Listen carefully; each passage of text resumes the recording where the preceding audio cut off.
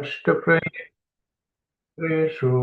नित्यं भागवत सेवया भागवते उत्तम श्लोके भक्तिर्भवते नैष्टिकी ओमज्ञानतिमिरन्धस्य ज्ञानाञ्जनः शलाकया चक्षुरुन्मिलितं येन तस्मै श्रीगुरुवे नमः। जय श्री कृष्ण चैतन्य प्रभु नित्यानंद श्री अद्वैत गदाधर श्रीवासादि गौर भक्त वृंद। हरे कृष्ण कृष्ण कृष्ण हरे हरे, हरे Ram Ram Ram Hare Hare. Okay, thank you for joining. We'll resume our discussion from the sixth canto, chapter 15, sages Narad and Angira's instructions to King Chitraketu. So, short chapter, 28 verses. Hopefully, we'll complete it. Chapter is divided in 3 sections. The first 8 verses are instructions to Chitraketu by Narad and Angira. The second section, from 9 to 16, is Chitraketu understanding the real position of Narad and Angira. They came dressed as mendicants, but based on what they speak, Chitraketu understands them as exalted soul, does not know they are Narad and Angira, but understands that they're exalted Vaishnavas. And in a mood of surrender, he requests for more instructions. And the final 12 verses is Narad and Angira revealing their identity, especially Angira, that he says, I'm the one who had come earlier on and given you the benediction of having a child, and they give further instructions to Prabhu, Krishna Prabhu, I think we already done. This chapter is complete. 16, starting 16 today. Yes, 16, Prabhu. Oh, okay, sorry. I keep the tag. I must have forgotten to remove it. Thank you. So 15 is all done? Yes. Yeah. Okay. So we will start with 16 then. Good.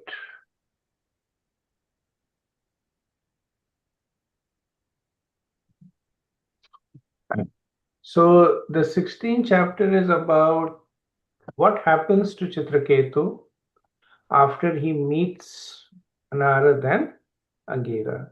Right? So this is a long chapter, 65 verses, fairly extensive purports. And the title of the chapter is King Chitraketu meets the Supreme Lord. Okay, so we'll start from verse 1.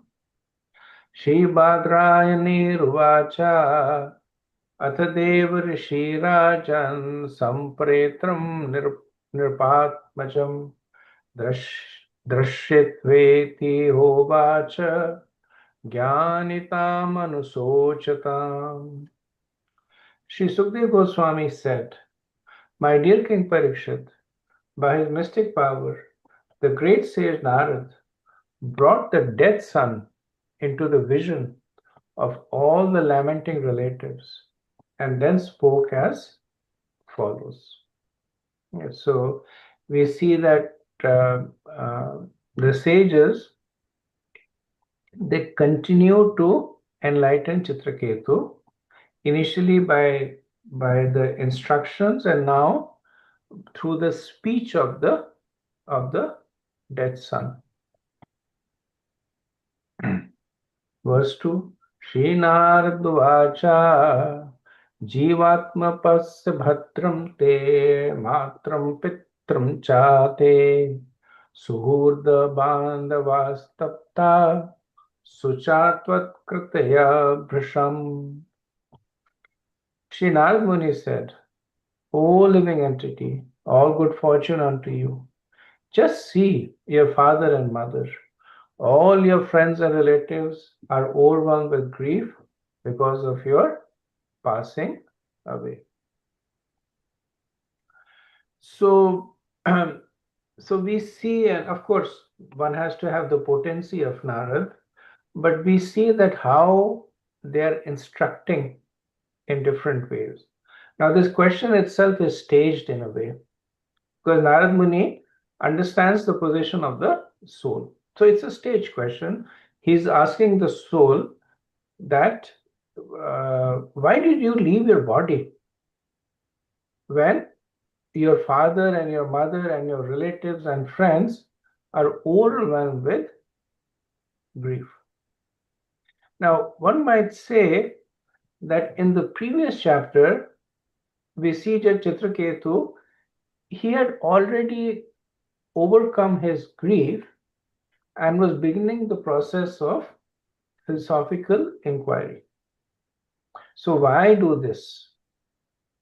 And Vishwanath Chakravarti explains that while Chitraketu may have been positively influenced by the instructions of Narad and Angira, the others, like the wives of Chitraketu, the people in the palace, the praja, they were still lamenting. So seeing that it was difficult to stop their lamentation and illusion, Narad spoke through the sun to enlighten them. Right? So two ways to understand this. One is when it says that Narad spoke through the sun, it means that they're speaking the same thing. So when the soul of the child comes back, it also speaks the same tattva that Narad would have spoken. Another way is that it was actually Narad that was speaking through the sun. He did not actually get the soul back, but by his mystic potency, it appeared that the sun came back to life, but it was Narad that was speaking through the sun. Now, why is not so? It's the wives of Chitraketu that had conspired to kill the son of Kritadyuti. So why were they lamenting? So here it is written that your friends and relatives are overwhelmed with grief. So was the lamentation hypocritical in the way that it is simply a way to cover their own crime?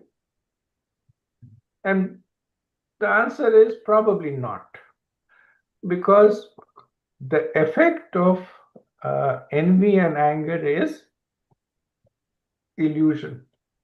So one actually becomes bewildered. And the actions that are done in this stage are inevitably followed by regret.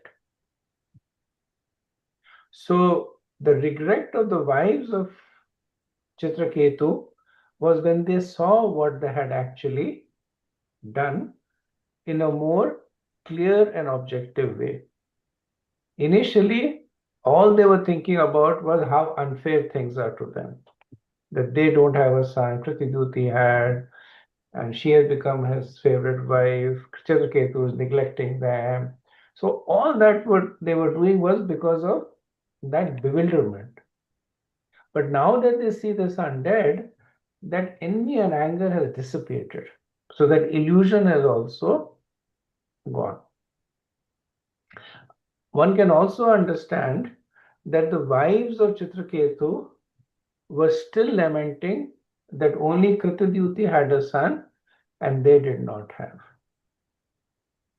So whether it was out of envy or anger or regret or fear or remorse, Narad Muni sees that the wives are still illusioned. And as a compassionate sage, he is not saying that let them suffer. They did something wrong, let them suffer. That's the true compassion, that it is not predicated on the qualities of the recipient. It is independent. So he is also anxious to pacify them.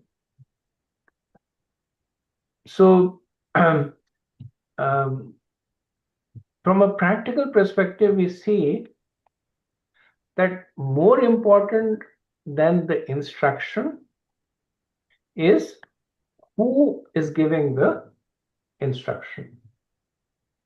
Right? In the first canto, second chapter, second verse,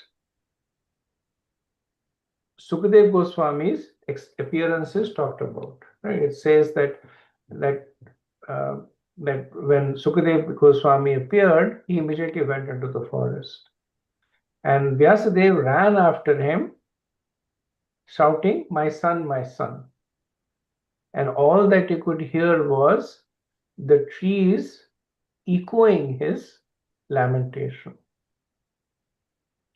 So Vishwanath Chakravarti comments on this verse that actually it was Sukadev Goswami who entered the trees and responded to the cries of his father, preaching detachment. Right? So Dhruv Maharaj says that, "My dear Lord, you are all powerful. After entering within me, you have enlivened my sleeping senses." So similarly, the wives of Chitraketu were attached to the sun, despite all the fact that they had poisoned him and all that. They were mothers. So Narad Muni identifies that which is most potent to them. The sun represented the points of the focal point of attachment and also remorse and guilt. That as mothers, they loved the child, and seeing that they had killed the child, they were also filled with remorse and guilt. So Narad Muni understands that this is the most potent way to preach to the wives. Now, there's a little bit difference between the two pastimes, that Srila Vyasadeva was attached to Sukadev Goswami, not so much because he was his son, but because he understood that he was a pure devotee of the Lord. Right? So it was completely spiritual, considered to be like the attachment to the Lord. Like Dhruv Maharaj makes this point that if a person happens to associate with a devotee whose heart always hankers after your lotus feet, he will never be attached to anything material. Right? So Vyasadeva was at a different level, but the principle is very but the principle is very similar. That Narad Muni identifies the point of attachment and uses it to effectively speak. So if Narad Muni himself had spoken, then he was speaking, and while Chitraketu was affected, the others were not. So he is now doing something more. So, as I mentioned earlier, according to some acharyas, Narad Muni actually summoned the soul back to the body. Sorry, Apple Cash isn't available here. He actually summoned the soul back to the boy's body, and according to some acharyas, it was Narad Muni who spoke through the child. Right. So,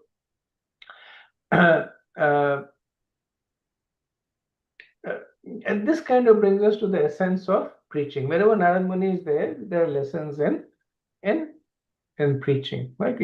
So Narad, one might say that Narad Muni, who is the Shaktivesh Avatar, the son of Brahma, such an exalted personality, he is choosing to preach through the child. Right? But that's what an expert preacher does. That he does not look at where he is, he looks at where the recipient is, and then preaches accordingly. So, Srila Prabhupada's Guru Maharaj Bhaktisiddhanta, he was very, very academic. When he spoke, he spoke in very difficult terms. He used a lot of Sanskrit, spoke in terms of principles. So once he was addressing a large crowd and he started speaking on some topic, and then he noticed that people were not able to understand what he was speaking. So at that time, he immediately stopped. He turned to one of his disciples who had this ability to speak in a simple way. And he said, "You come to the podium and you speak." And when that person started speaking in a more colloquial, colorful way, then the crowd became more engaged, right? So Bhaktisiddhanta didn't think that I'm a spiritual master, I know a lot more than him, and I should be speaking. He looked at where the crowd was, what they needed, and he asked his disciple to take his position. Similarly, we see in the case of Srila Prabhupada that for a long time he was preaching in India to Indians, but he was not successful. Right. So he then realized that because of the deep impact of the British colonial rule, Indians, they still had this lot of veneration of the Western ideas, and very they had a low opinion of themselves, low self-respect. They considered their spirituality as mythology. So Srila Prabhupada understood this, right? So he writes that for a while, he actually considered going to Britain because essentially India had been ruled by the British, and like it is said, that the Britons left, but the mentality stayed behind, right? So he thought he will go to the Britain. But Prabhupada was very intelligent. Even at that time, he had discerned that Britain was declining and USA would become the most influential country in the world. Right? This is back in 65. Right? And his strategy succeeded. When he returned from the US to India with his disciples that he called the white elephants, the same Indians who had completely ignored him just a year ago, they were now flocking in hundreds and thousands to listen to him. Right? Same person, same message. But the only thing was the media was changed. And Prabhupada would very strategically place his disciples at different positions. He would get them to talk, get them to dance and sing. And people would actually come to see the Western Vaishnavas, right? They would come to see the Gora Bhaktas. And in doing so, many hundreds and thousands became devotees. Similarly, Prabhupada, when he wanted to preach to the scientists, then he turned to Sarup Damodar Swami, right? Because he himself was a PhD and a scientist, and he instructed Sarup Damodar how to preach, and then he asked him to preach. So qualities of an expert preacher whose only desire is to preach Krishna consciousness. Like he puts himself in the background and does whatever is needed. Yeah, verse 3. कलेवरं स्वम् आविश्य शेषम् आयुसुहृद्व्रतः भुङ्क्ष्व भोगान् पित्तप्रतान् अधिष्ठान् nirpasanam. Because you died untimely, the balance of your lifetime still remains. Therefore, you may re-enter your body and enjoy the remainder of your life, surrounded by your friends and relatives. Accept the royal throne and all the opulences given by your father. So Vishwanath Chakravarti says that actually Narad is fooling the king. Actually, the boy did not have an untimely death, since the body he spoke about was illusory. So this term Akala Mrityu, so Kal means time, Akal means untimely death. Right? The term is a little misleading because everybody dies at the prescribed time. Whether the person dies in the womb, in youth, in middle age, old age, whatever time they die, That's the time that they're supposed to die. Yamraj does not make mistakes, right? So all the deaths are kala hetu mrityu. At that time that is death that is brought about by time. So akala mrityu means that there is a typical duration of life. For human being in the age of Kali, typical duration is 100 years at the most. So if somebody dies at 20 years, it's akala mrityu. Right? They are not supposed to die at 20 years. Somebody dies at 60 years, maybe not so much akala mrityu. Person is already old. Somebody dies at 70 years, then definitely not akala mrityu. So it's a more subjective term that the person did not live the expected duration, right? But not to indicate that the person died unexpectedly. Like, Yamraj was distracted, and his Yamdutas came and took away the soul, and they said, "Oops, made a mistake." So Yamraj doesn't make those mistakes. Verse 4. Jivo vacha kasmin janmanayami maham pitramatro bhavan karambi brahmaya mana brahmaya manasya devatirya nirayonishu. By the mystic power of Narad Muni, the living entity re-entered his dead body for a short time and spoke in reply to Narad Muni's request. He said, "According to the results of my fruitive activities, I, the living being, transmigrate from one body to another, sometimes going to the species of the demigods, sometimes to the species of lower animals, sometimes among the vegetables, and sometimes to the human species. Therefore, in which birth were these my mother and father? No one is actually my mother and father. How can I accept these two people as my parents?" So Narad Muni, again, these questions are being staged to some extent by Narad Muni. He asks the Jiva in the previous verse that, why did you leave the body?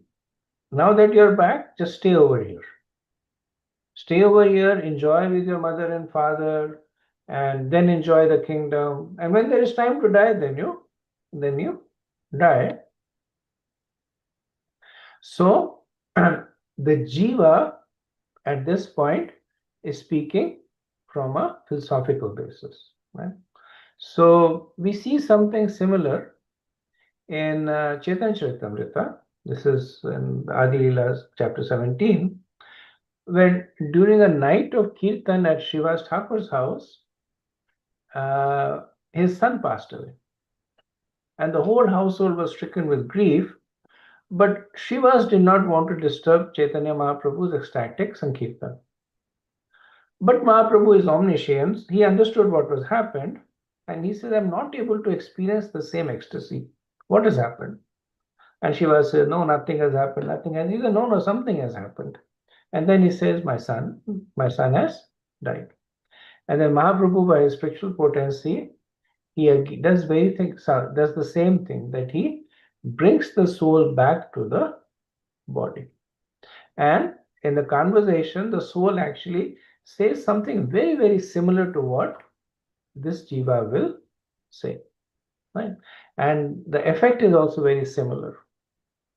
That when Srivas's family, especially his wife, who was lamenting on the death of her son, she heard the son speaking with so much of detachment, then her lamentation actually turned into detachment and then into spiritual ecstasy. So where else do we see the dead being brought back?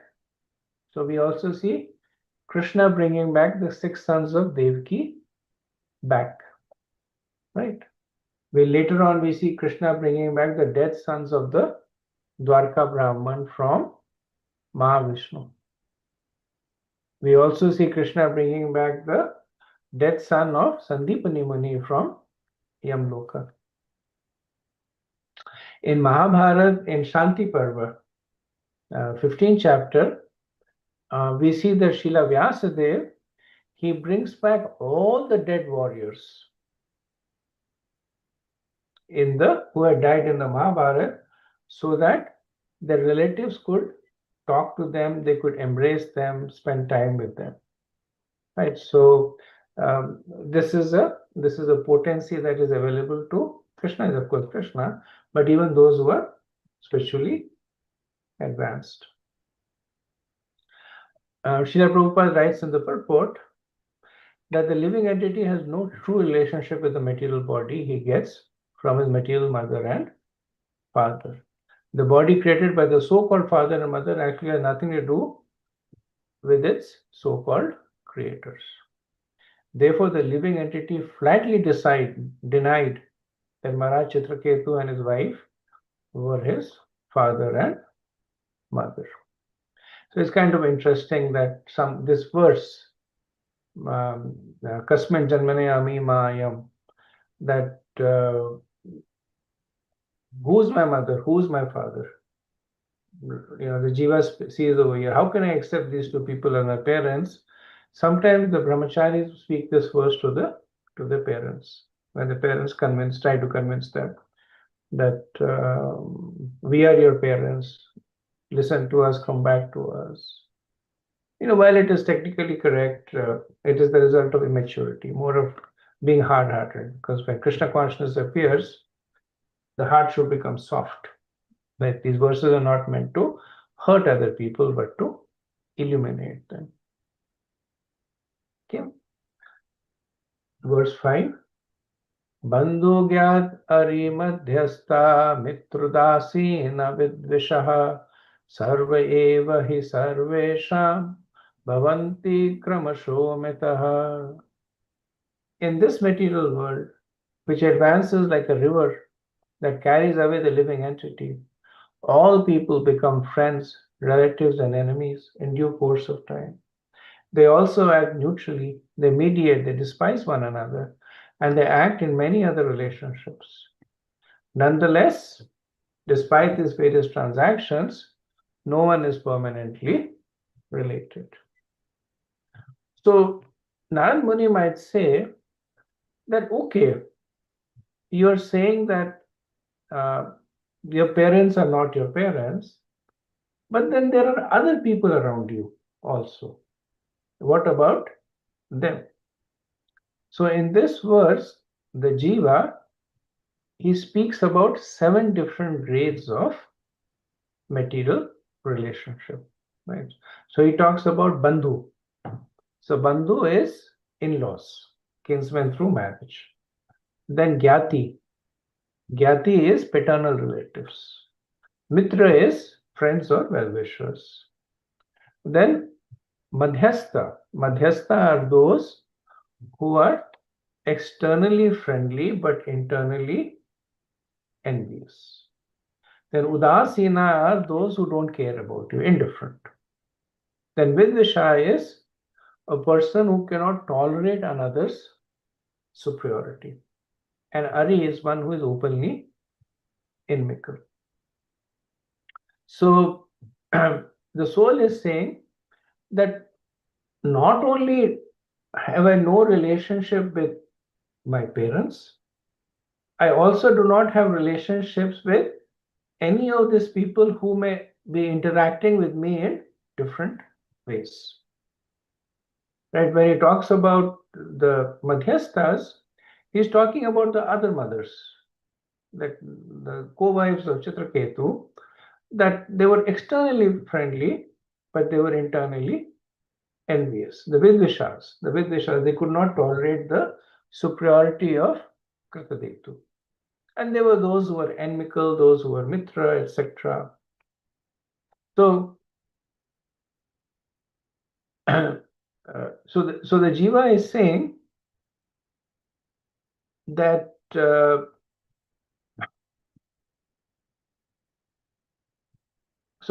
this is a little bit of contextual over here. So colloquially, commonly it is said that a son of good quality who dies or abandons one parent was actually an enemy in the previous birth, because that son gives nothing but pain to the parents. Right? So if there's a son who is born, if the son is bad quality, then the parents say, okay, what to do? Bad quality. If he is good quality, then the parents have a lot of affection for the child. But if the child dies or the child leaves the parents, then the pain is the most intense.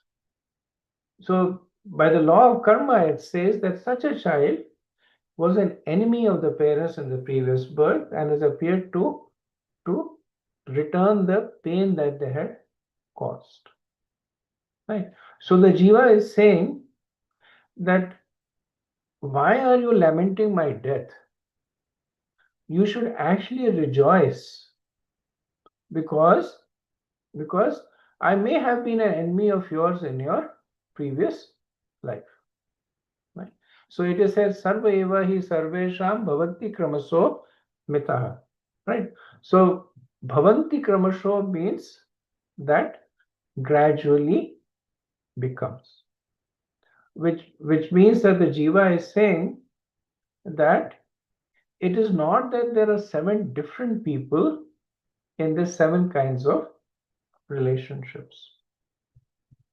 That one person can actually experience all the 7 kinds of relationships, or one person can manifest all these 7 kinds at different points of times.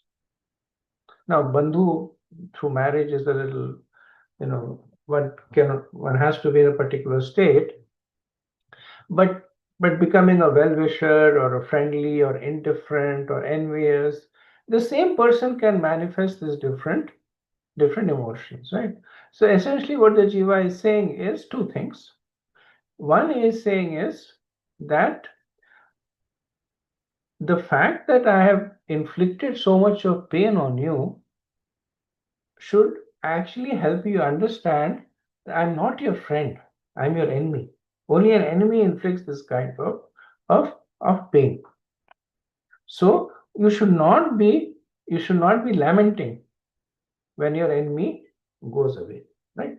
And the second point he's making is that not just my parents, but all those around me who relate to me in the 7 different different ways are also subject to the same transience. Today they are friendly, tomorrow they are inimical. So there is no need for them to repent. Srila Prabhupada notes that even if a person does not become a friend or an enemy, the person is still, we will still regard the others in duality. He says, one who is my friend today, in association with the mode of goodness, may be my enemy tomorrow, in association with the mode of passion and ignorance. Okay, verse 6. यथा वस्तूनि पन्यानि हेमदीनि ततस्ततः पर्यत्तान्ति नरेष्वेवं जीवो योनिषो कर्तृषु. Just as gold and other commodities are continually transferred from one place to another in due course of purchase and sale, so the living entity, as a result of his fruitive activities, wanders throughout the entire universe, being injected into various bodies and different species of life by one kind of father after another. So, after the previous verse, Chitraketu may ask that one is naturally averse to an enemy. If such an enemy appears as the sun, how is it that one develops affection towards him? Right? So the sun is saying that the fact that I have caused you so much of misery, you should understand that I was your enemy. And Chitraketu says that how is it that I have developed affection for you, considering that you are my enemy? So that is explained through an example over here. So Vishnu Chakravarti says that gold coins in the house of an enemy are the cause of his murder. The same gold coin in one's own house is the source of enjoyment. Right? So, depending on who owns the wealth, It could be a source of distress or happiness. If it's in your hand, maybe happiness. If it's somebody else's hands, maybe distress. So in the same way, the regard to the jiva is predicated on his material situation. If he is born to in one's own house, he is the object of affection. If he is born to a co-wife, he becomes the object of murder. Right? So the point is that relationships are in the material world are temporary. They are not depending on the two souls. It's not that Chitraketu as a soul will always be affectionate to his son as a soul. If the soul was born somewhere else, Chitraketu may be indifferent to him or inimical to him. Right?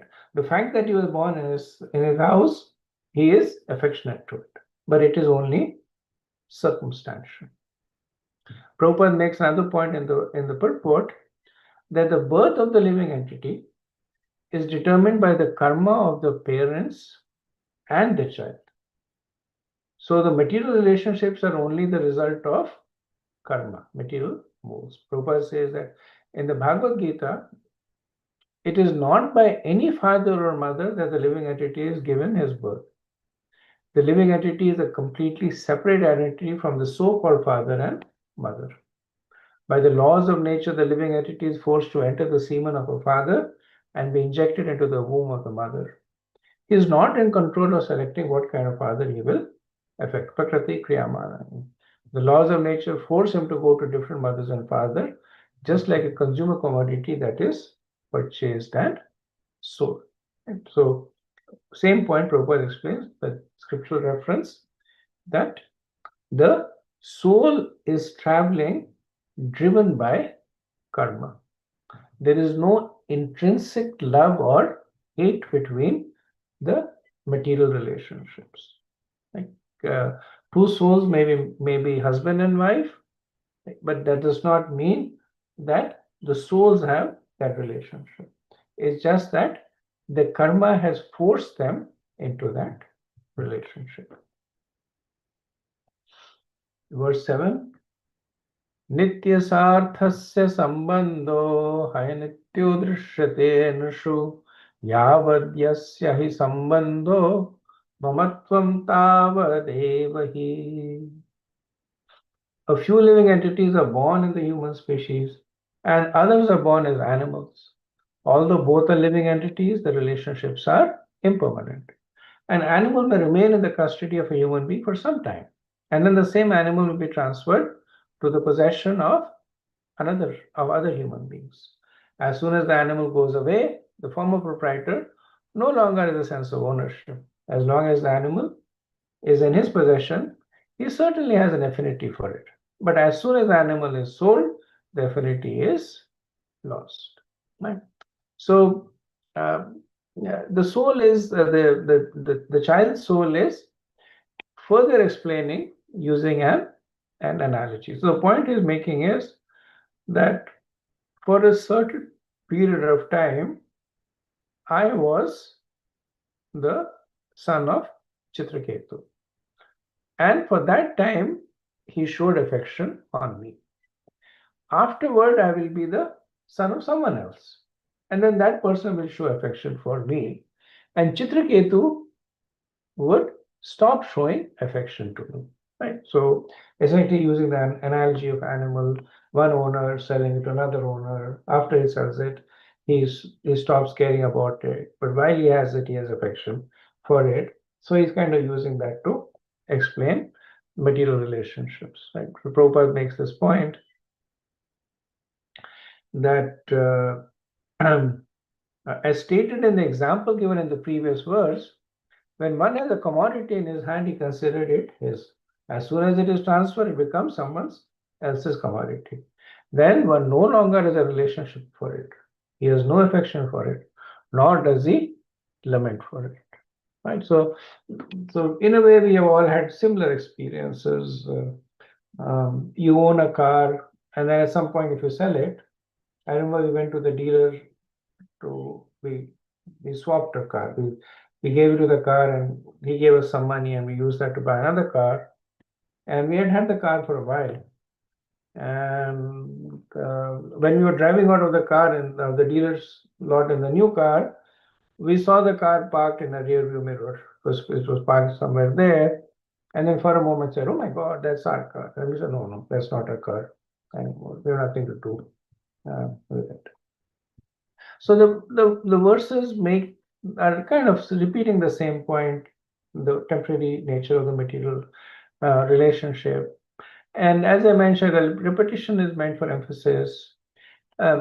Repetition is also meant to eliminate contextual selection or rejection. And sometimes, if only the point is made once, one may establish an incorrect context to it. Right? But if it is repeated in different places with different contexts, then one will say that, okay, this has nothing to do with this. This point stands on its own. So many times repetition is also spoken in different contexts. Same point is made in different contexts to indicate that this is not contextual. That one should not say that this point is only true in this context, right? Because somebody will say, but no, in a different point, different context, the same point was made, right? So um, um, context is, as I mentioned, context is very important. And sometimes devotees, depending on the mindset, they tend to selectively hear and reject. Actually, Prabhupada once said that I have the back door to the spiritual world. All you have to do is to hold on to my dhoti.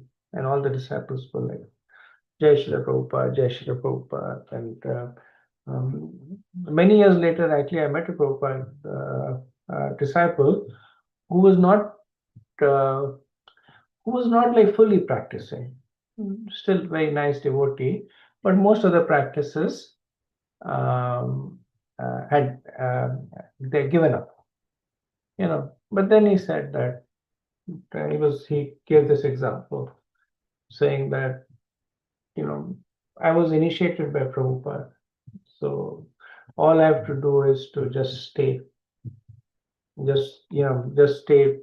connected to Prabhupada, and I go back to the spiritual world, right? Prabhupada at one point said that even if you're attached to one gulab jamun, you will have to come back to the material world, right? Another time, Prabhupada said that if somebody asked Prabhupada that how many pure devotees are there in this world, and Prabhupada said that how many devotees are there in ISKCON? Everyone in ISKCON is a pure devotee. Right? Another time, Prabhupada said that do not make me come back. So different statements, different contexts, sometimes they seem to contradict one another, but one has to understand the emotional context also. Sometimes back I was listening to this lecture of a devotee promoting Krishna West, right? So he was making the point that one has to understand the message and the context, right? So he said that Srila Prabhupada never mandated Indian dresses for the deities of the devotees, right? And then he quotes Srila Prabhupada as saying that you can dress up as a gentleman, but wear a tilak and shikha, right? And it was interesting that right after he said that one has to speak in the context, he himself is saying that Prabhupada says that you can dress up as a gentleman, but wear a tilak and shikha. And he says one should dress up as a gentleman. But Tilak and Shikha, and he was laughing. Tilak and Shikha, oh Prabhupada, come on Prabhupada, Tilak and Shikha, right? So right after he said that one should take complete instructions, he himself was taking the part of the instruction that he wanted to speak, and the other part he was simply laughing away. It was actually a little bit offensive also, because he was like saying, oh Srila Prabhupada, come on, Tilak and Sheila. So completely deprecating that part, right? So how do we handle when we see these apparently contradictory instructions? We always delve into the context. Right? We delve into the context, scriptural context, sometimes emotional context. Sometimes Prabhupada spoke things to encourage his disciples, like you're a pure devotee. He talked about one of his earlier disciples and said that, oh, she's at the stage of prema. And everybody was like, wow, wow, wow. I mean, she was a fixed up devotee. Maybe she was a prema, who knows?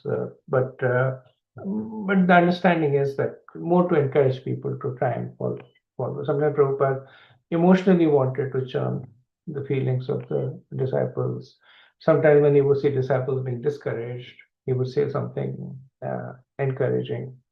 But the important thing is that by frequent repetition, one finds it difficult to quote things out of context, right? So if somebody says that Prabhupada said that all you have to do is to catch my dhoti, there are 20,000 other times where Prabhupada said, be fixed in your sadhana bhakti and preach and chant with emphasis. So the crux of the instructions, 20,000 times Prabhupada said that. So once he said catch my dhoti, then one should understand that how the context needs to be, how one can normalize with the context. Similarly, as the last time when we had said that how Jiva Goswami says the repetition is used in the scriptures as a technique to present the essence of the scripture. So when one is trying to see what is the lesson that the scripture is giving, one looks for repetition to get that. Yeah, a bit of a detour. I thought it was an interesting point. Verse 8. Evam yonigato jiva sa nitya nirankrita yavad yatropalabhyeta tavat swatam hitasyata. Even though one living entity becomes connected with another because of a relationship based on bodies that are perishable, the living entity is eternal. Actually, it is the body that is born or lost, not the living entity. One should not accept the living entity takes birth or dies. The living entity the living being actually has no relationship with so-called fathers and mothers. As long as he appears as the son of certain father and mother as a result of his past fruitive activities, he has a connection with the body given by their father and mother. Thus, he falsely accepts himself as a son and acts affectionately. After he dies, however, the relationship is finished. Under these circumstances, one should not falsely be involved with jubilation or lamentation. Right? So this is essentially he is summarizing what he is saying. Right? Important points is repeating for emphasis again that the soul is eternal, the relationship with the body is temporary, the bodily relationships are temporary, driven by the force of karma. One should not consider them to be eternal. Now, the exception to this is the birth of devotees, right? So, in the Bhagavatam, I won't go in details, but I'll give you the references. In 322.19, in 331.1, and 616.6. And we will see that how sometimes the attraction between a man and woman is divinely arranged for the appearance of a devotee. So Krishna makes that appearance. So there the relationship is more spiritual. In Bhagavad Gita 7:11, Krishna says that that sex that is regulated for the begetting of Krishna conscious children is spiritual and sanctioned by Krishna. Right. So, like we see in the case of Kardamuni, that's one of the references I gave, 322.19. Srila Prabhupada speaks about how he performed devotional service just to have Lord Kapila as the son. And then the Lord and Krishna arranged everything. He said, okay, the daughter of Swayambhu Manu will come to you, and then etc. etc. So devotee relationships are considered to transcend these material temporary aspects because devotees deal with each other at a spiritual level. Verse 9, Esha nitya vyaya sukshma ese sarvashraya swadak atma maya guner vishwam atmanam srajate Prabhu. The living entity is eternal and imperishable because he actually has no beginning and no end. He never takes birth or dies. He is the basic principle of all types of bodies, yet he does not belong to the bodily category. The living being is so sublime that he is equal in quality to the Supreme Lord. Nonetheless, because he is extremely small, he is prone to being illusioned by the external energy, and thus he creates various bodies for himself according to his different desires. Right? So, interesting verse. It kind of summarizes the Bhagavad Gita's whole process of reincarnation, the eternity of soul. The whole chapter 2 is kind of summarized in this verse. And the Lord in this verse is described by three terms, right? Nitya, Avyaya, and Sukshma. So Nitya means eternal, Avyaya means imperishable or unchangeable, and Sukshma means subtle, very, very fine, cannot be seen by material senses. But these three can also be applied to the Jiva. The Jiva is also Nitya, Avyaya, and Sukshma. So the soul, he is now trying to distinguish the Jiva from the Lord by describing two qualities that are applicable to the Jiva but not to the Lord. Right? He says that Atmamaya Gune. So he's under the control of the moods. And he is dependent. So these are two qualities that do not belong to the Lord. Then he speaks about qualities that belong to the Lord but not to the Jiva. He says Sarva Ashraya. He is a cause of shelter of different types of body. And Vishwam Atmanam Srijate Prabhu. So Vishwam Atmanam Srijate. So he is the cause of the universe. And then there's no Jiva who can say that I'm the cause of the universe. Brahma also, he does not really create the universe. He architects it. Right? So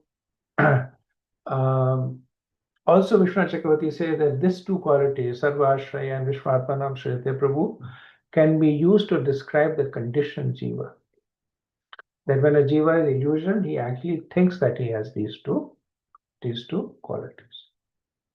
So Prabhupada writes that in this verse, the philosophy of Achintya Bheda Ved Tattva, simultaneous oneness and difference is described.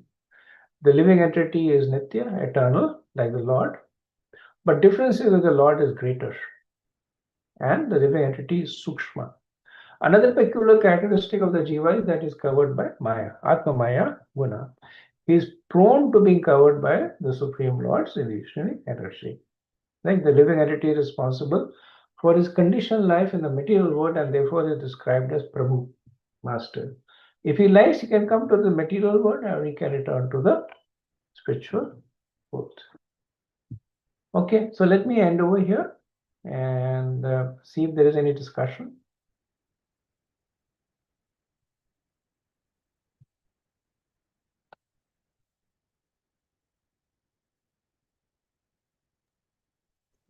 Hare Krishna Prabhu, two things. When you were saying about repetition, I don't know if you gave like the example one time, like when you put a nail in a piece of wood, you have to tap several times with a hammer for that the nail to go in. It does not go in one shot.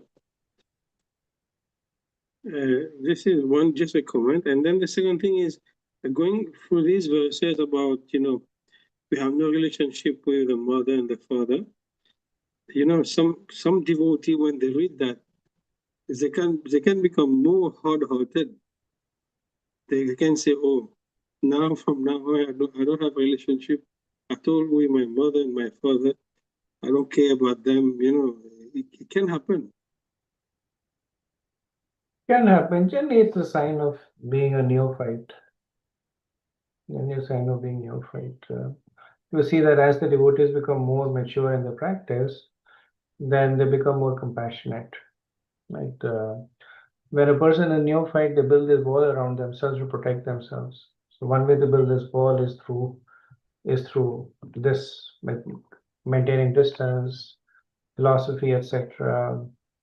And when the devotees are become more mature in the practice, they're confident in their ability to practice, less threatened by around them, then they become more inclusive. Yeah, on the other side, I think the devotee, once they become devotees, have to be more compassionate toward the circle of influence, like the parent and the like brothers and sisters. They were the first person. I know it's very difficult to preach with brothers and sisters, mothers, fathers, but at least you can give them your association or bring prasad for them or Yeah, do good thing for them. yeah. Generally, it's a little difficult to preach to family, but if you, I remember I had this conversation with Guru Maharaj because my mother, to this day, uh, she's uh, she's she's fairly contemptuous of ISKCON and Krishna consciousness, etc. Earlier on, I used to get very much affected by it, and then Guru Maharaj said that if you build a wall between yourself and your mother, she will blame Krishna or ISKCON for it. She will criticize devotees, and that will any spark that she has that will go away. Right. So, and it has, I mean, it has changed. Earlier on, she was openly critical. Now it's a mixture, depending on the time of the day.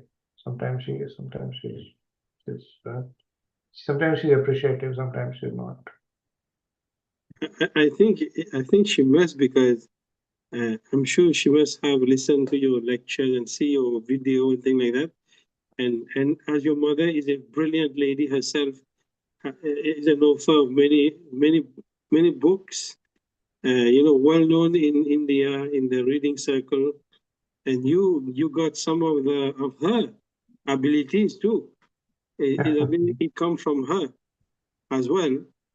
You pick this from her, and I'm sure she must be very proud also.